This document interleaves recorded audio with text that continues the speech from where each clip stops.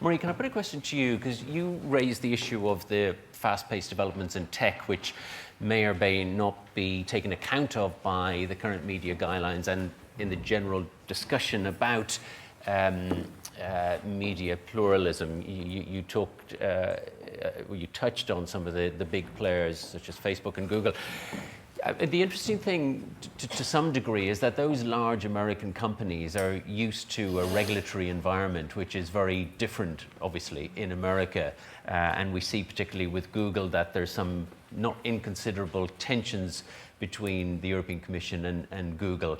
And I wonder just briefly if you can talk about the kind of cultural difference between an American regulatory environment where Facebook and Google are based and the sorts of tensions that then take place once they move and try and expand in Europe, where they've met fairly fierce resistance, particularly from France and Germany. But if you just talk about that a little bit, and then we'll move the discussion on. A very big question with a very long answer, I would imagine.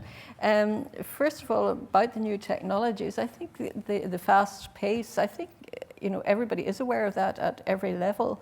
And so the initial steps of monitoring and trying to perfect or trying to get a workable monitoring system have been taking account of that. And some monitoring is very frequent, but it's so frequent because of this notion that the technologies are moving so fast that it sometimes becomes too frequent and really too demanding in terms of what regulators and other authorities and so on have to produce.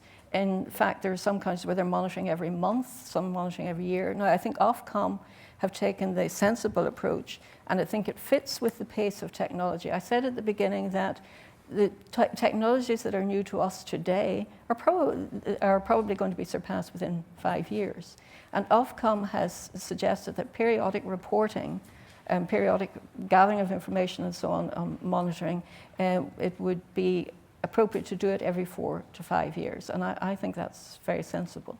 Now, talking about these companies and in America and the regulatory situation in America and so on, they do monitor in the United States also, although we heard earlier that in some cities there is only one title, a newspaper title and so on. But one fault with their monitoring has been that while they have monitored on a number of occasions, they haven't really built on that monitoring. They haven't gone back to see what lessons were to be learned from it, and therefore it hasn't been as effective as it has been in some countries. In Canada, for instance, they have good input and good relations with the big companies that built those, and they say that that is a crucial element of kind of successful relations with them.